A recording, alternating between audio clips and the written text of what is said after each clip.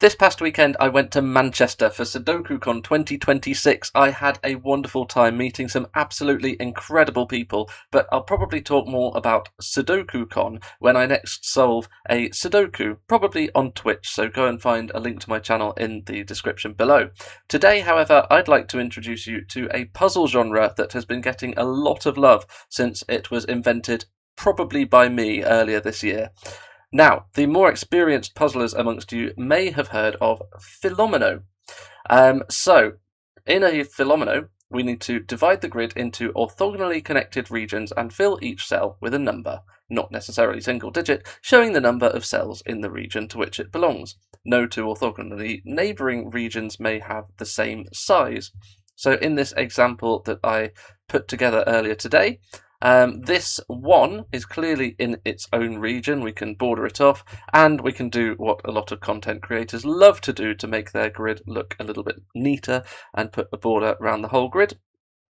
Now, the key here is this cell, because it now can't join with this one size region, so it must grow down like here. Let's call it a yellow region. Now, can it join this 2 region? Well, no, because then this 2 region would be of size 3, not 2. So it can't. But can it just stop here? Well, no, because then it will be orthogonally adjacent to another region of size 2, so it must continue. You can probably see what's going to happen here. Can it stop here? No, because it will be orthogonally adjacent to a region of size 3. And can it join the 3? No, because then the 3 will be a region of size 4. And we can't make it 3 and 4 at the same time. So it needs to extend even further. Now, we can draw in some borders between these regions. This 2 now is just finished. Let's call it pink, and it finishes off like that. Shall we give the 1 a colour as well? Let's award it red. Now, this region, we can do a similar trick to this one. This can't be a 1. Because it will be orthogonally adjacent to a 1. It can't be a region of size 2 because it will be orthogonally adjacent to a region of size 2. So it needs to grow at least to here. And now the question is this 3. Can it just extend to the right? And the answer is no, because then it will finish, and it will be blocking in another region of size 3. So it will be 2 size 3 regions orthogonally adjacent. So if it can't go only right, it must take at least 1 going downwards. Let's make it blue. And then the only other cell it can take for the region is this one. It can't be the same as yellow, as we've already discussed. So that is the end of the 3 region. And then the 6 has only one place to extend. It is going this way. So let's fill in some numbers, and that should be the puzzle done. And I managed to solve it in 0 seconds. Now, what if I told you that you can expand these rules a little bit? If I go over to here and click this button, suddenly we are now looking at not a Fillomino, but a fortress Fillomino. I made a puzzle in January, which I called Fortress Fillomino, that used this rule set, thinking it would just be a one-off kind of special variation of Fillomino. But my goodness, is there an incredible wealth of logic and joy to be extracted from this rule set. So I've been making or featuring a puzzle every week since then. And when I say featuring, I have a long-running Fortress Fillomino series that will be linked in the description below, where either myself or a fellow setter has been contributing 1 puzzle per week since January. So what are the rules to Fortress Fillomino? It's the same first rule. We're just dividing the grid into orthogonally connected regions and filling each cell with a number, showing the number of cells in that region.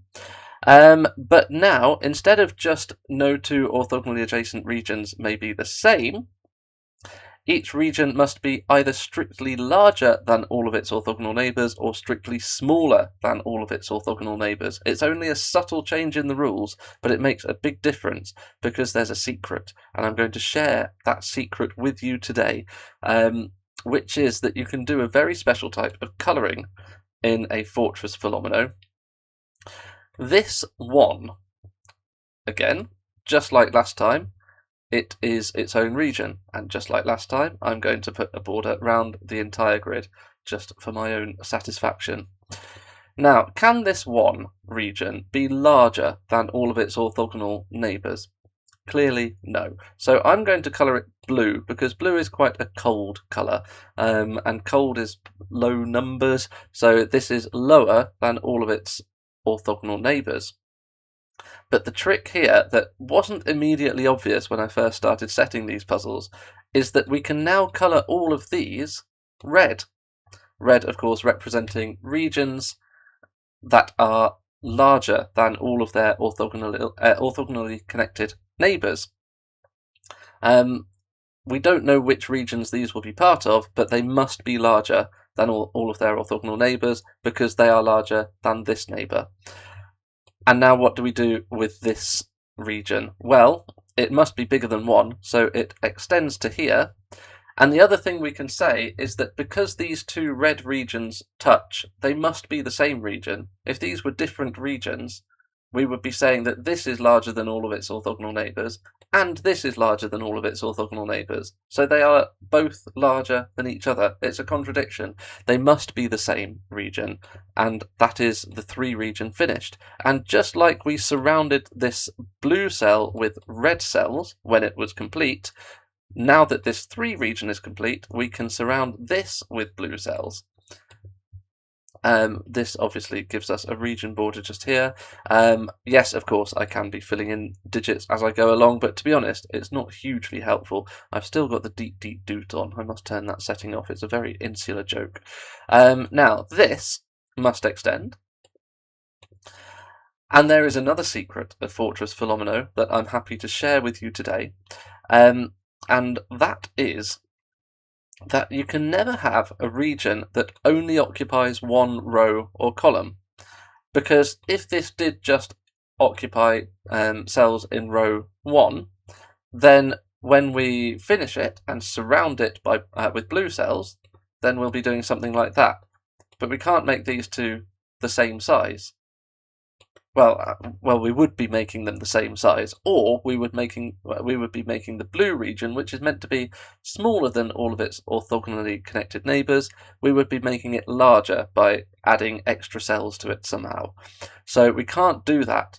This red must turn a corner and reach here, at which point it can't extend anymore, because if it went into this 2, we would be saying that this is a region of size 2. So this does stop here. It's a region of size 3. We're going to get more insular humour there. If you get that reference, brilliant. If you don't, it really doesn't matter. Now, can we make this blue region extend down to here? And the answer is no, because then it will be a region of size 4.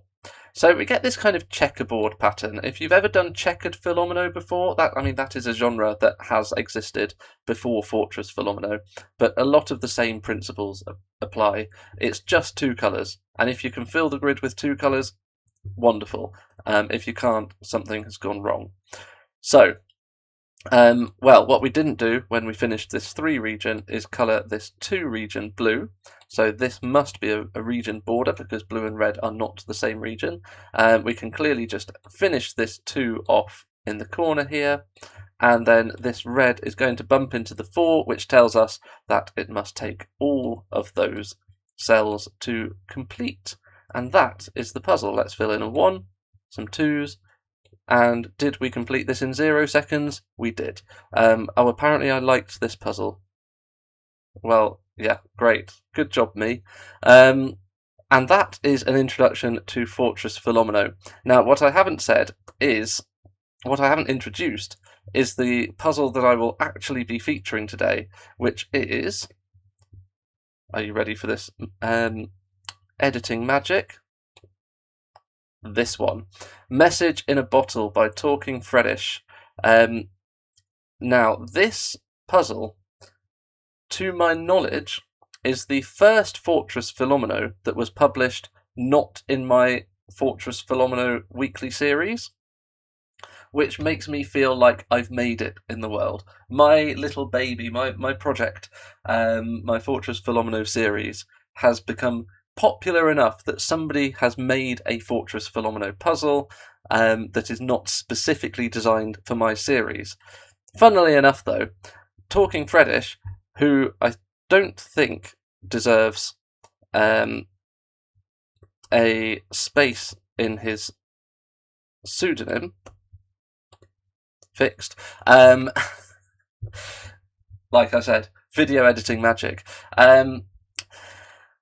Talking Freddish is now going to contribute a Fortress Fillomino to the Fortress Fillomino weekly series, and that will be this Friday, and that is why I have timed this puzzle to be featured today, this week, in anticipation of Talking Freddish's debut within the series itself. I've tested the puzzle and it's fantastic, not too difficult, so if you can follow this video you will love Talking Freddish's contribution to the series. A link to the series will be in the video description, and on Friday when the series puzzle is released, a link to that puzzle will be put into the series document. I hope that makes sense. It will make sense when you explore the links in the description.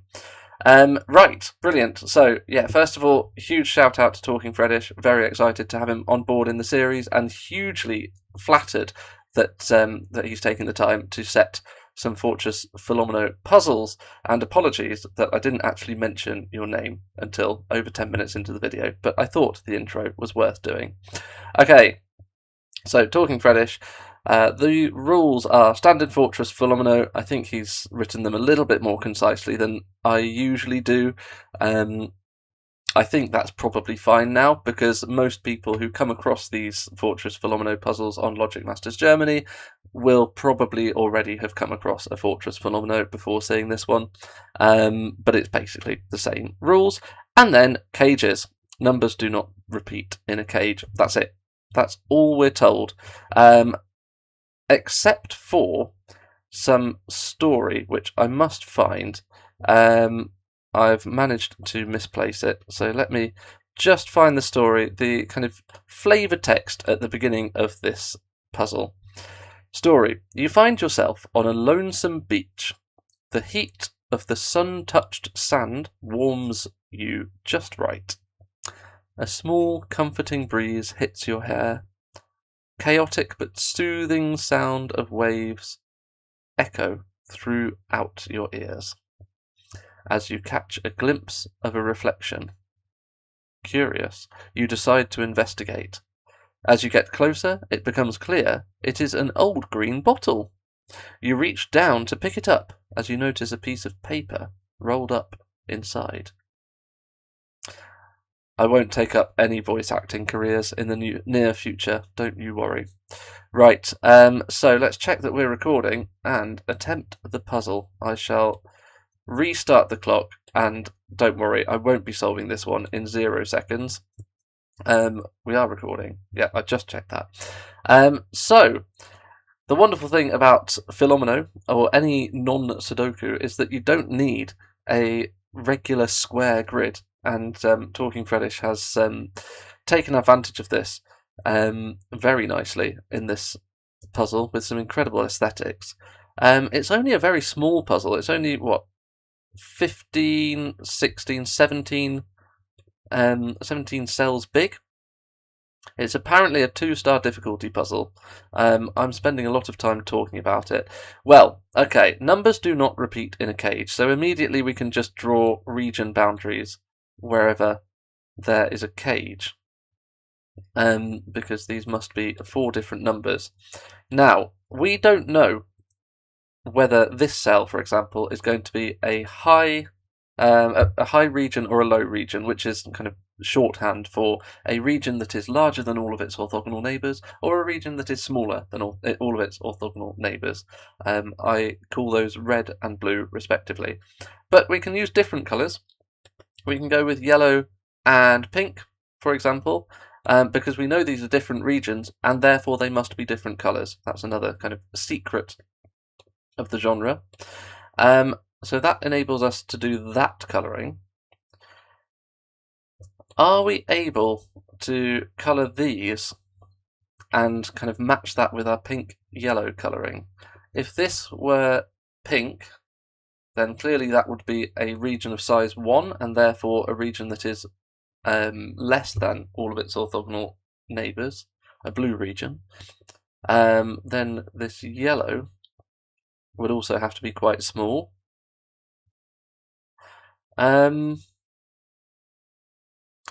Interesting. I'm not immediately seeing it.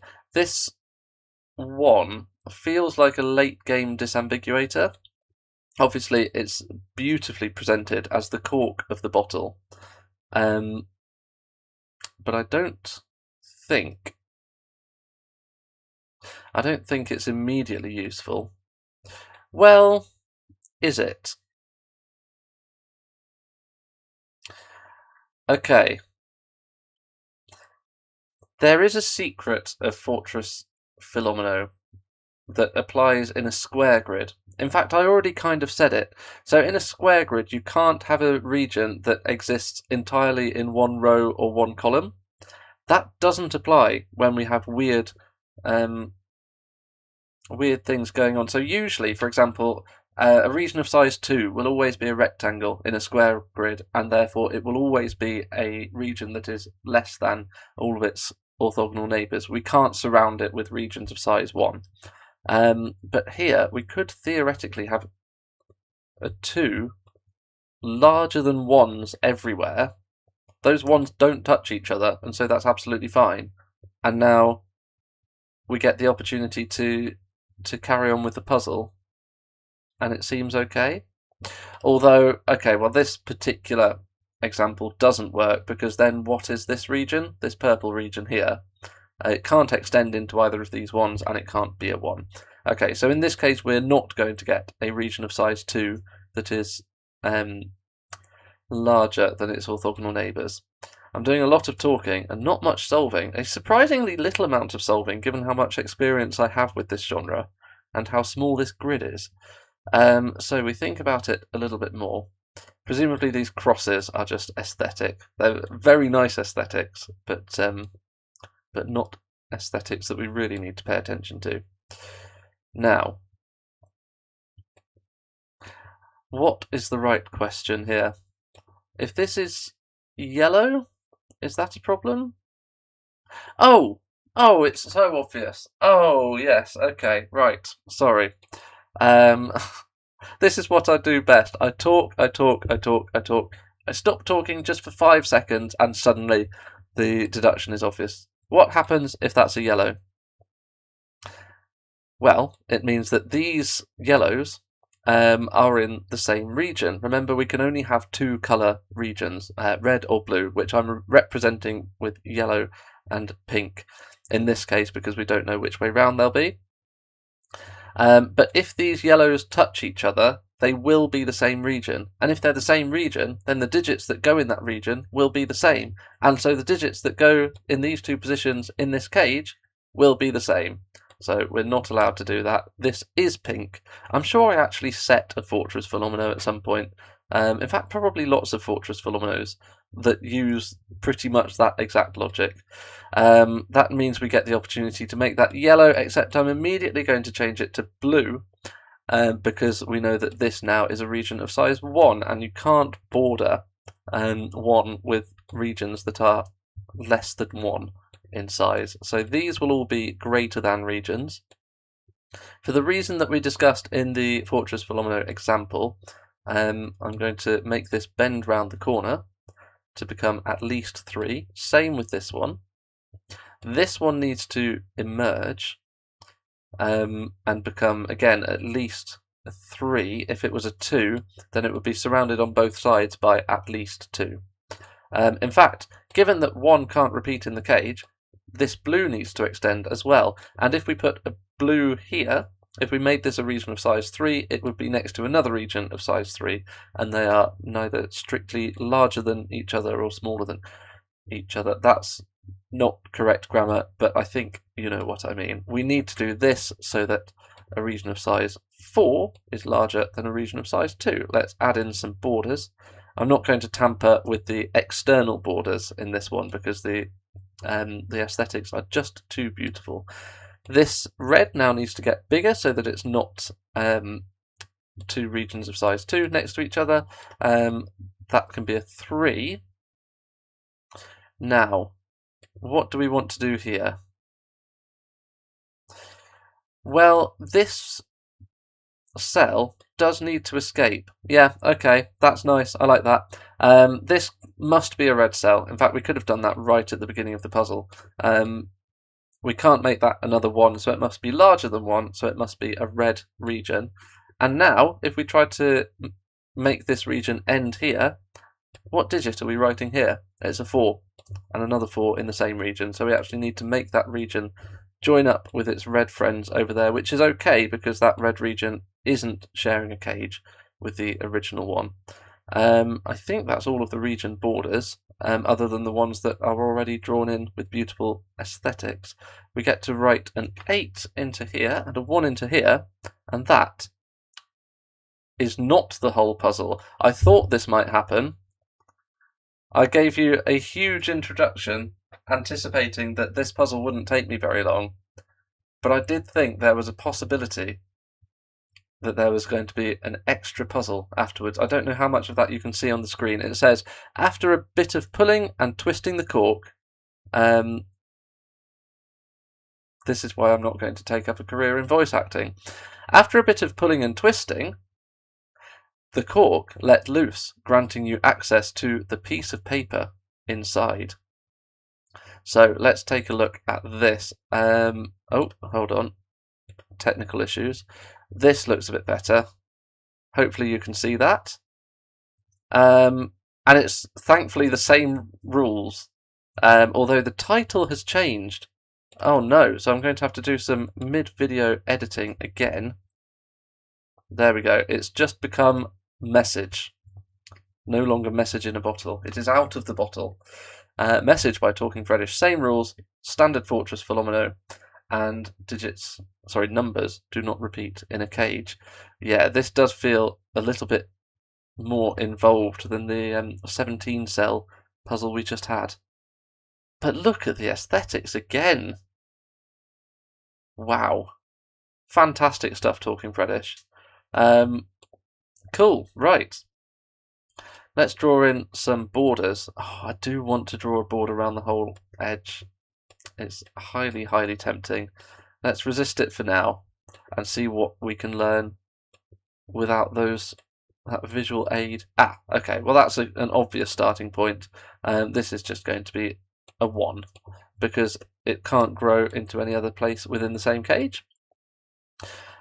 So all of these are going to be red regions, and it's the same trick as we had in the message in a bottle, where these can't join up with each other. So these must be blues. These reds must all extend and go round the corner in the case of this lower one.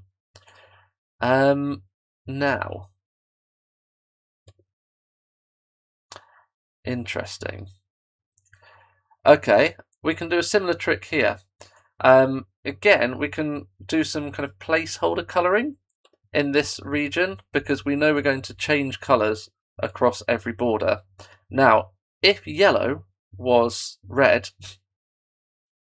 if yellow was the colour representing regions that are larger than all of their orthogonal neighbours, then of course this region must be bigger than 1. It must extend. But as soon as it extends, it bumps into its yellow friend here and becomes the same region as it and causes a repeat in the cage.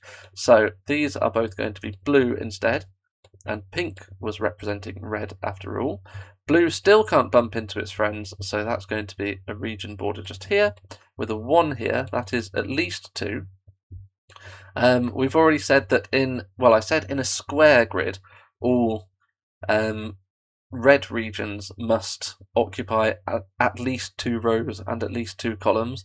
But it's not just square, it's just any rectangle, square kind of shape. But the point is that needs to come out. Quadrilateral is the word I was looking for there. So this has now become This has got a lovely flow. This is a region of size 4. Now, what would happen if this was red? Again, we can do the same thing. We can make a little Battenberg cake just here by having placeholder colorings, because we know that every border represents a change in the color. Now, what would happen if we made yellow equal to red? Sorry, yellow. Again, you're not going to have the opportunity to be red, because making this yellow red would make it a region of size 4 and cause a repeat of 4s in this region. So we take yellow out. That is actually going to be blue instead, and pink becomes red. That enables us to draw some more borders. This red needs to escape. This blue does need to extend, but we don't know in which direction it's going to do that. Although, we get a very clever deduction here. I like this a lot. Whichever way this extends, this is always blue. So actually it does just extend this way. The reason for that is because, well, if we don't extend it this way, we have to extend it this way instead. Just to reiterate, it's so that we don't have a repeat of 1s in this cage. Shall I actually fill in 1s here and 3s there? We're going to get the deep, deep dootin joke again. It brings me a little bit of joy, even if it doesn't bring many others much joy. So, if we made this blue, and then tried to make these two blue, then these will all be part of the same blue region, which again causes a repeated digit in this cage. So whether we make this blue or not, blue has to extend up here. I think I just jumped sorry. I just jumped a bit of logic there. The point is, we can't make both of these blue. In the case where we extend blue this way, let's actually make a different starting point. Right, forget that blue. Let's pretend this is red. And if this is red, then we make those blue and make those red just by the kind of alternating colours pattern that we get because of these region borders. Now this blue has to extend because it can't be a 1, so it extends over here, and now these two blues are in the same region, and therefore these will be the same digit. So we're not allowed to do that, and therefore this can't be red, this is blue. That was a much better way of explaining it. And now we get the alternating colours. We get those two being red, that being blue, and now this actually has to be blue to prevent these two from being in the same red region. This red needs to keep extending, otherwise it won't be big enough. This red needs to extend. Let's draw in some more borders. Now this red needs to extend because it's next to a region of size at least 3. So we'll do that. We'll draw in some more borders. We can make this a region of size 2. I don't immediately see any problem with connecting these up. I see a problem with making this red though, because of this cage. Same trick again. We can't make these two the same digit, so we can't join them up in the same region. So that will be blue. Right, okay, so if this is now blue, then this is a region of size 5, which is meant to be less than a region of size 5. Not going to happen. So this is in fact red. Whoops, which enables us to make this a 3. Right, do bear with me.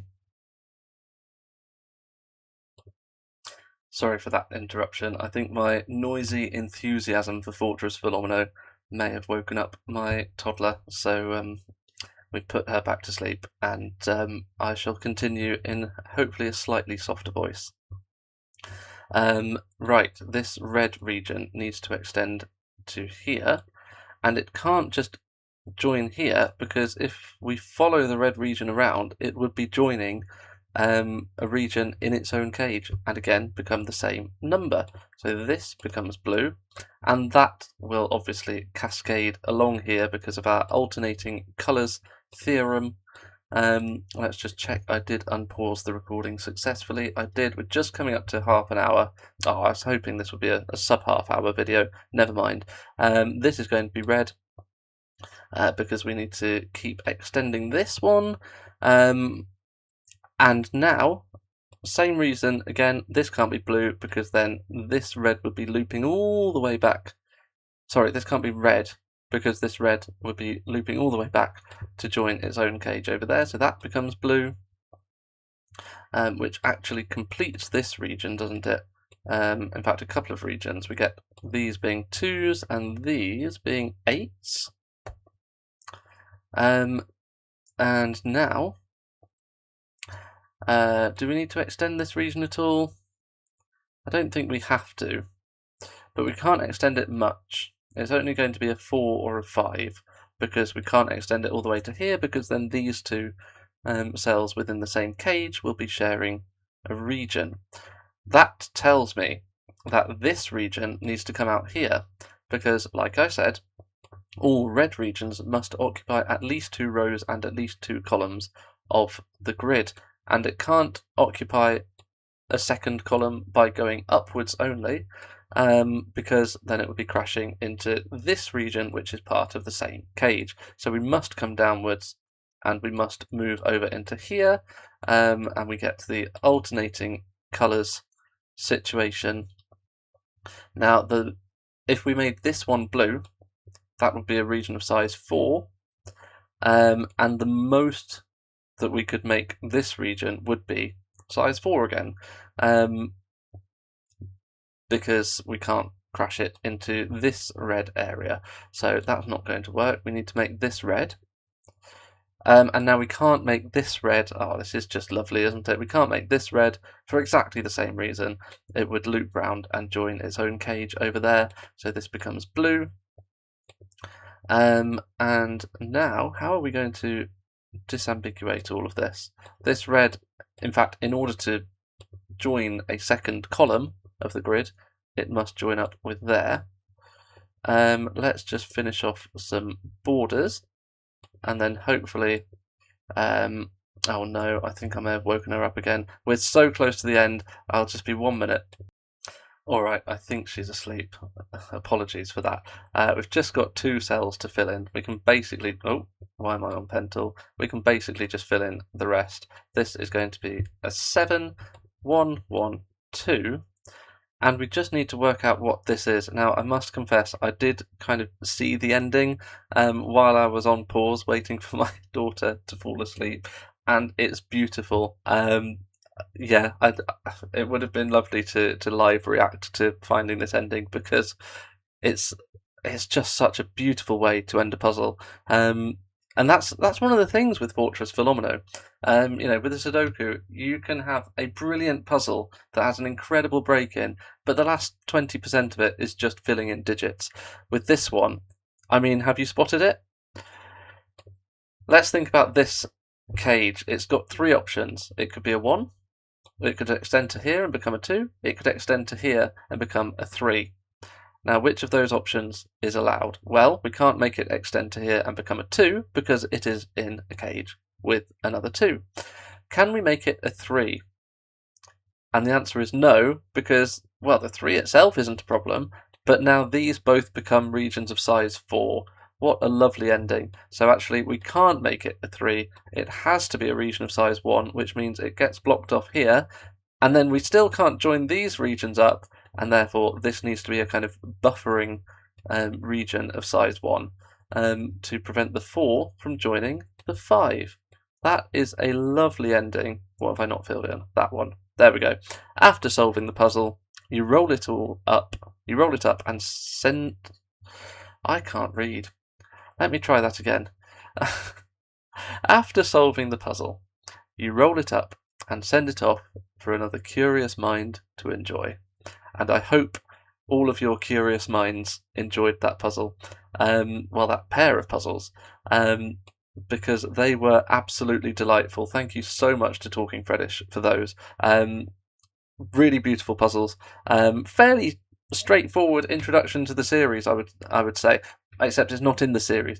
Sorry, an introduction to the rule set, because yeah, so some fairly kind of fundamental secrets of Fortress Fillomino on show there. Really, really beautifully showcased by Talking Freddish. and a taste of what you will find if you go and explore the other Fortress Fillomino puzzles in the series, not least in the upcoming episode by Talking Freddish himself. Right, on that, thank you very much for watching, and as always, a huge thanks to everyone who supports the channel, especially on Patreon, but also any engagement on the video is always hugely appreciated. Liking, commenting, subscribing, it's all free, and I will be enormously grateful. And with that, thanks very much, and bye for now.